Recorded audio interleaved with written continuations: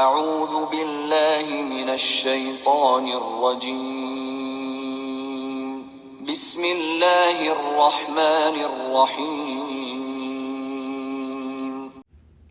اللہ ولی الذین آمنوا یخرجهم من الظلمات الى النور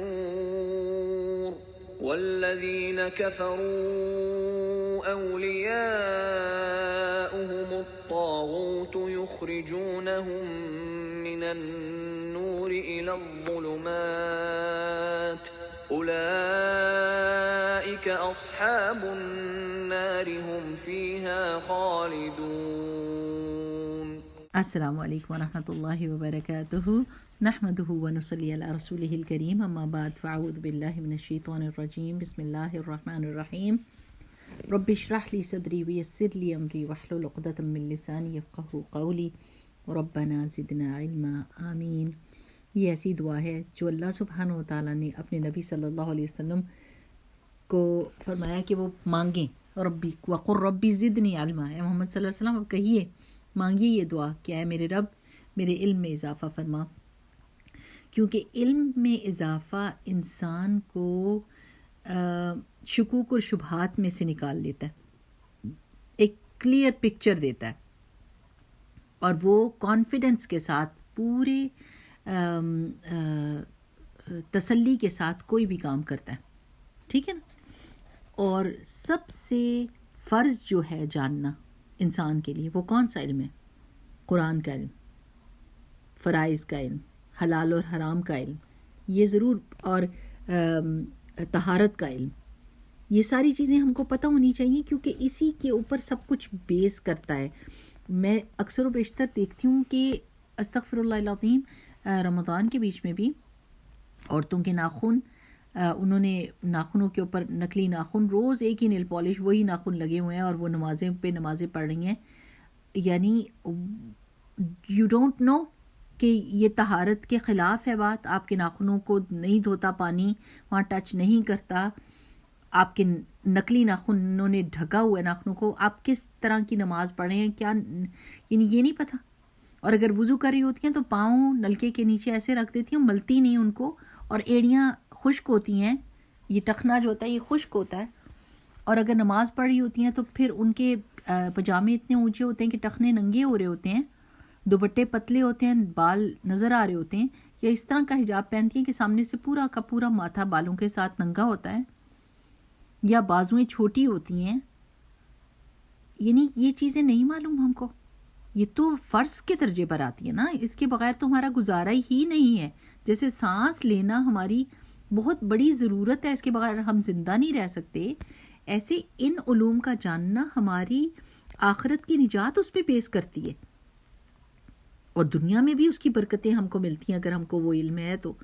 لیکن سبحان اللہ، دکھ تو بہت ہوتا ہے، لیکن ایک جوش اور ولولہ آ جاتا ہے کہ اللہ سبحانہ وتعالیٰ اتنی ہمت دینا کہ سب طرف تیرے دین کو عام کیا جائے، اور وہ احکام جو لوگ بھول بیٹھے ہیں، چاہے فیشن کی وجہ سے، کلچر کی وجہ سے، اکثریت لوگ ایک طرف چل رہے ہیں اس کی وجہ سے، جو بھی وجہ ہو، لیکن اللہ تعالیٰ نے ہم کو یہ فرض دیا ہوا ہے کہ ہم دوسرے لوگوں کو وہ بتائیں باتیں جو ان کو نہیں معلوم۔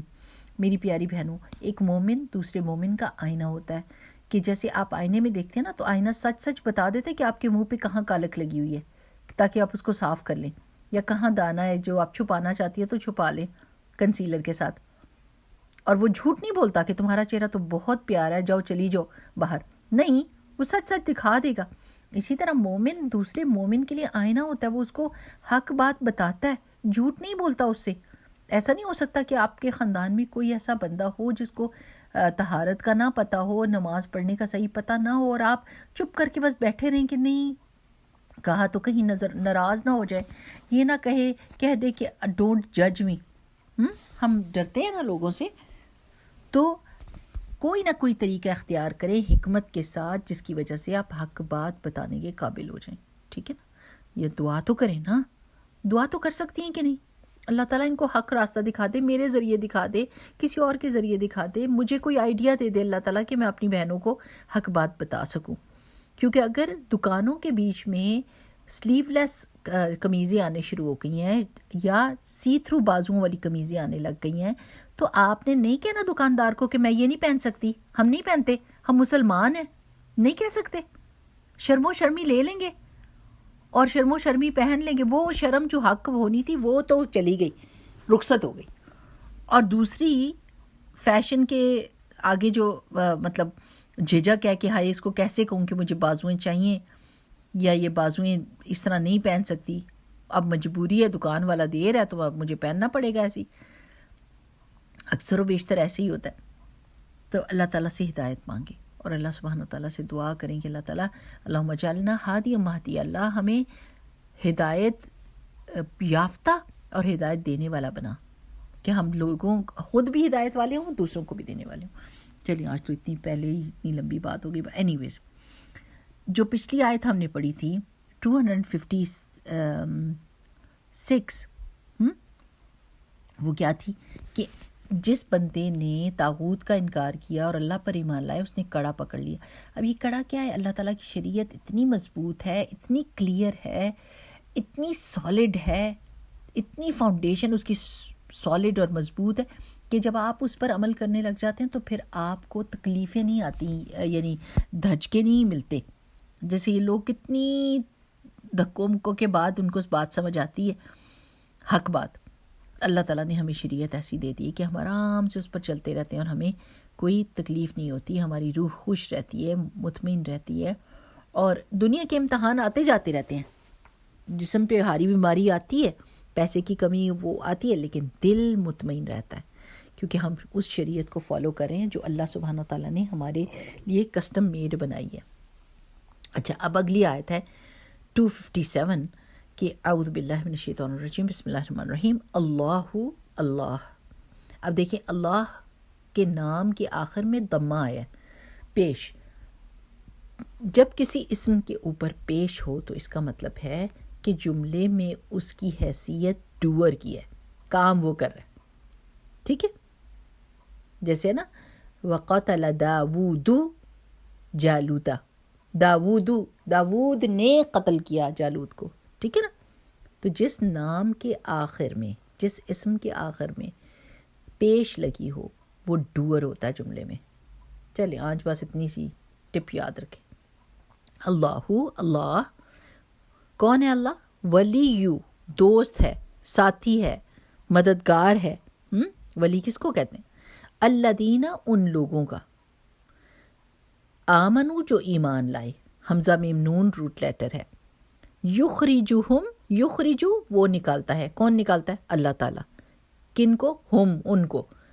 وہ نکالتا ہے ان کو، کیا روٹ لیٹر ہوگا؟ خراجیم، خراجہ. یہ ہم نے اردو میں بھی سنا ہے نا. وہ نکالتا ہے ان کو من سے، الظلماتی اندھیروں میں سے، الن نور، نور کی طرف. ظلمات ظلمتن کی جمع ہے، اور ظلمت کس کو کہتے ہیں؟ اندھیروں کو. ٹھیک ہے نا، ظلمتیں اندھیرے ہوتے ہیں نا. الن نور، نور کی طرف. والذین، اور وہ لوگ، ہمیشہ الذین کا مطلب ہوگا وہ لوگ جو. ٹھیک ہے نا.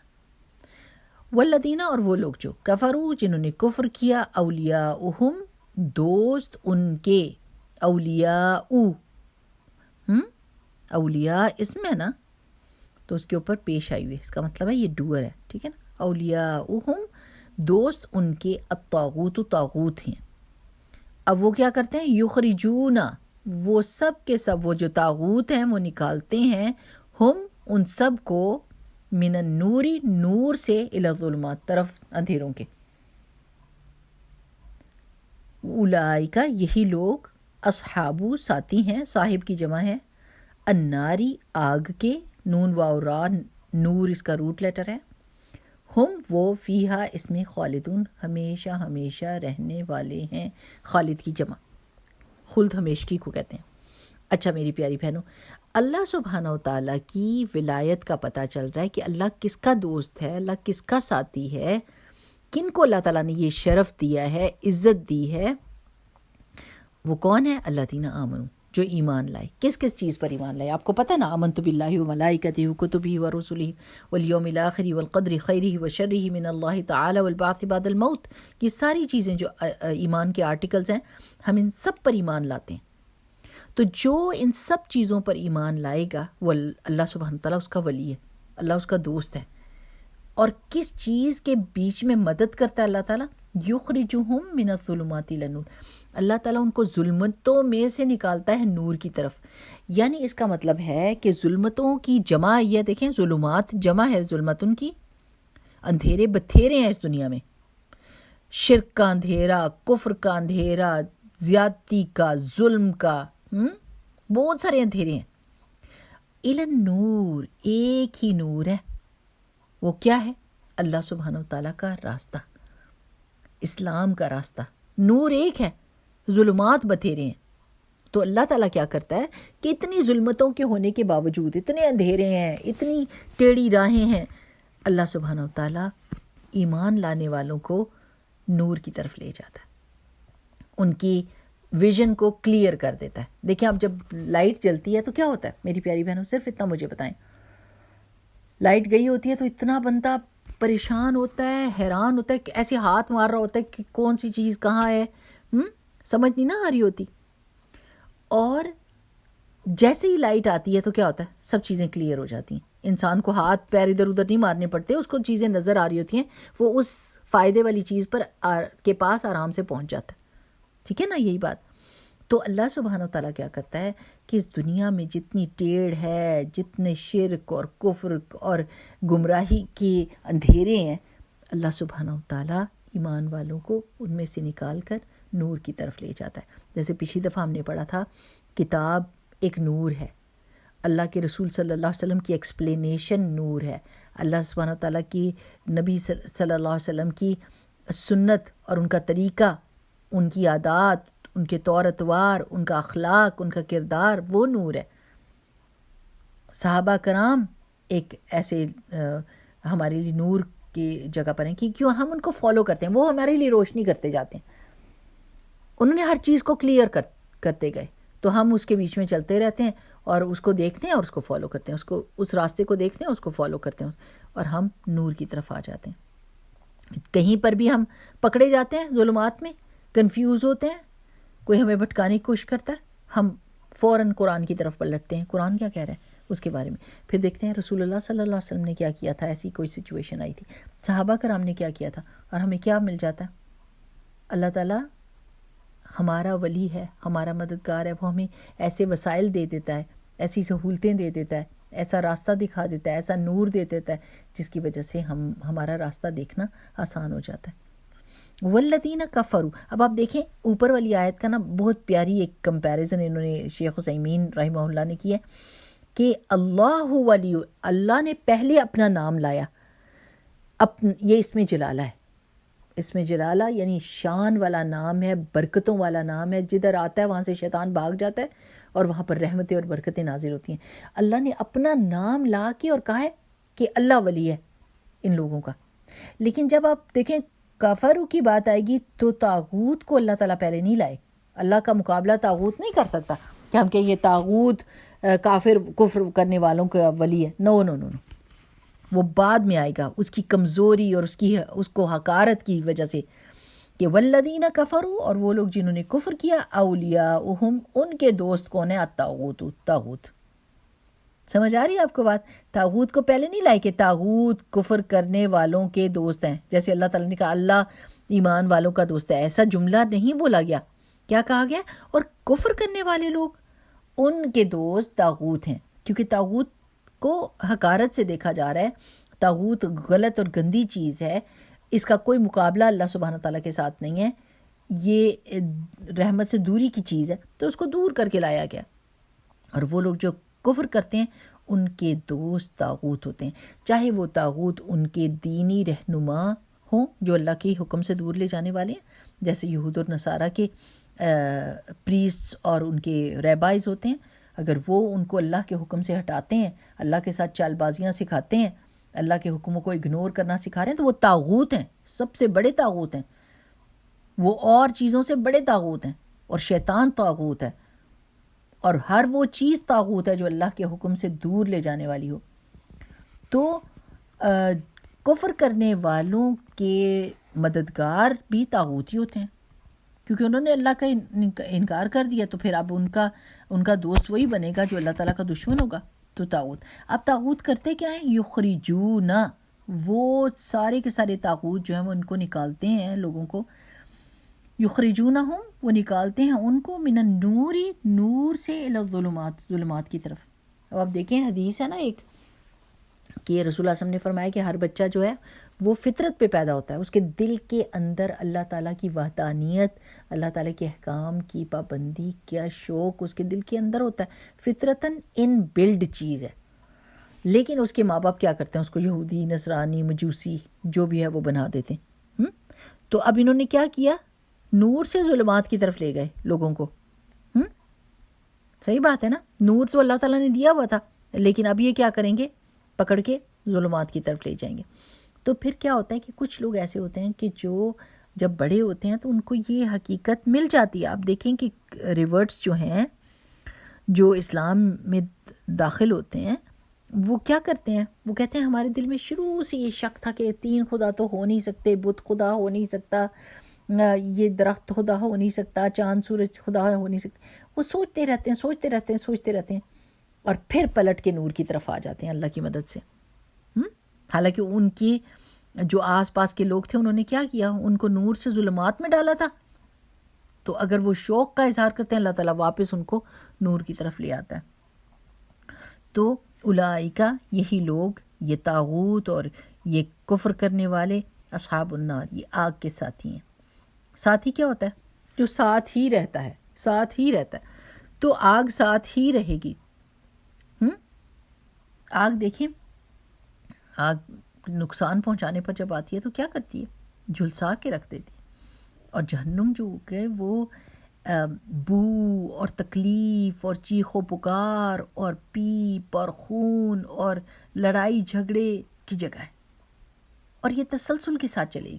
جس کو سکون والی زندگی چاہیے نا، وہ ان سب چیزوں کو دنیا میں امیجن کرے گا کہ کتنی دیر انسان کسی ایسی جگہ پر گزارا کر سکتا ہے جس میں بو بھی ہو، گندگی بھی ہو، کریہت بھی ہو، نہ کوئی کھانا نہ پینا، اور گندی چیزیں پینے کے لیے، گندی چیزیں کھانے کے لیے، بدبودار، کانٹے دار، چیخ و پکار، لڑائی جھگڑے ہوں.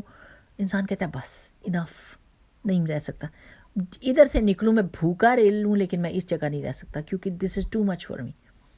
تو آخرت زیادہ ڈیزرو کرتی ہے اس چیز کے لیے کہ ہم اس کی فکر کریں، اس کے لیے بندوبست کریں کہ وہاں جا کر ہم نے یہ سچویشن نہیں دیکھنی. ہم نے دنیا کے بیچ میں ہی اپنا معاملہ سیدھا رکھنا ہے.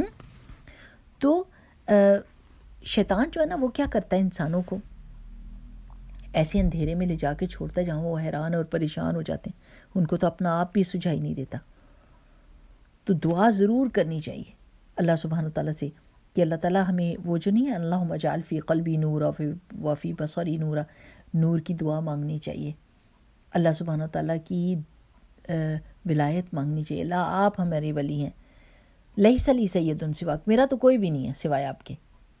انت ولی فی الدنیا والآخرہ، آپ ہی تو میرے ساتھی، میرے دوست، میرے مددگار ہیں دنیا اور آخرت کے بیچ میں. تو اللہ سبحانہ تعالیٰ کے ساتھ یہ چیز بار بار ریوائز کرنی چاہیے. تو جو لوگ طاغوت جن کے دوست ہوں گے تو وہ کیا کریں گے؟ سب کے سب، وہ طاغوت بھی اور ان کے دوست بھی اصحاب النار ہوں گے. ہم فیہا خالدون، وہ اس میں ہمیشہ ہمیشہ رہیں گے. تو یہ جو ہوتا نا کفر کے ساتھ بہت ساری اور چیزیں آ جاتی ہیں. آپ کو پتہ ہے ایک حدیث ہے کہ جب انسان گناہ کرتا ہے تو اس کے دل کے اوپر کالا نقطہ لگ جاتا ہے، اور اگر وہ توبہ کر لیتا ہے تو وہ پھر نقطہ مٹ جاتا ہے. لیکن اگر وہ توبہ نہیں کرتا تو پھر اس کے بعد دوسرا گناہ کرتا ہے، تیسرا گناہ کرتا ہے، تک کہ اس کا دل کیا ہوتا ہے؟ کالے داغ سے بھر کے کالا ہی ہو جاتا ہے. پھر اس کو پتہ ہی نہیں چلتا کہ کون سا داغ لگ رہا ہے. اب جب پورے کا پورا ہی کالا ہو گیا تو اب کوئی وہ گناہ کر رہا ہے اور کالا اور داغ پڑ رہا ہے تو کون سا نظر آنا ہے انسان کو؟ تو نفس جو ہے نا انسان کو ہمیشہ برائی کی طرف مائل کرتا ہے، اس کو تکبر، خود پسندی اور پر مائل کرتا ہے، اور کوئی بھی سنجیدہ بات نہیں کرنے دیتا، سیریسلی تھنکر نہیں بننے دیتا اس کو کہ وہ سوچے کہ میں اس دنیا میں کیوں آیا ہوں اور آخرت میں کیا ہوگا.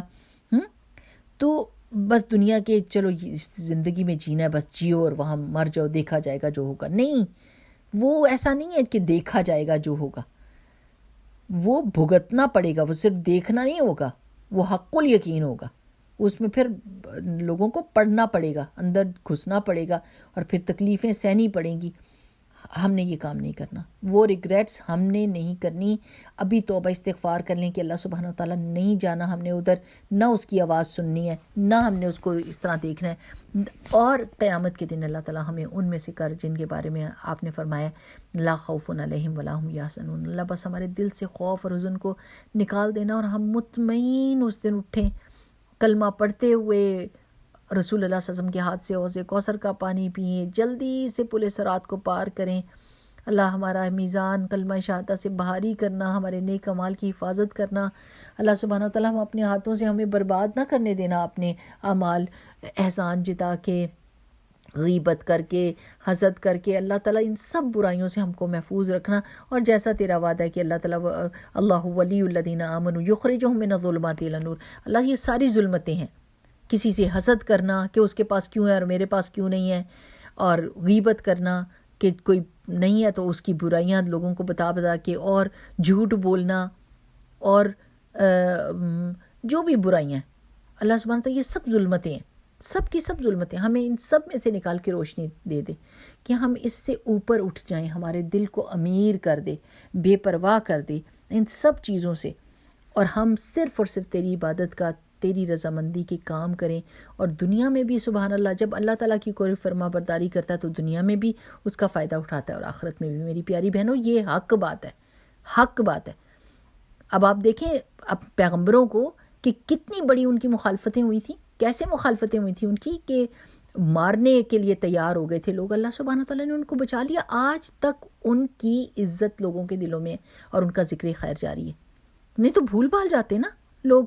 ہمیں کیا پتہ تھا صدیوں پہلے کون آیا، کیا کر کے گیا، ہمیں تو نہیں پتہ ہونا تھا. ہم تو اپنی زندگی گزارتے، لیکن اللہ سبحانہ وتعالیٰ نے ان کے ذکر خیر کو جاری رکھا. آج تک ان کی اچھی باتوں کو یاد کرتے ہیں.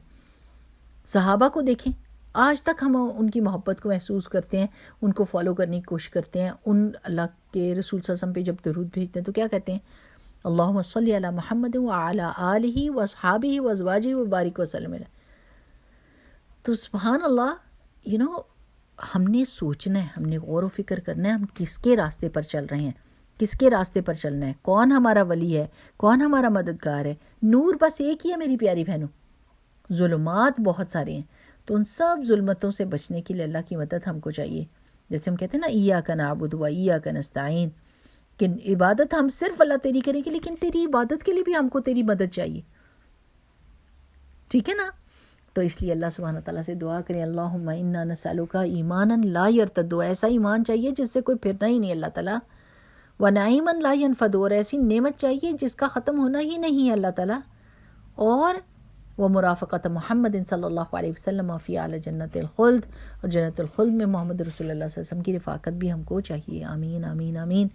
سبحانک اللہم وبحمدک، نشہد ان لا الہ الا انت، نستغفرک ونتوب الیک. السلام علیکم ورحمۃ اللہ وبرکاتہ.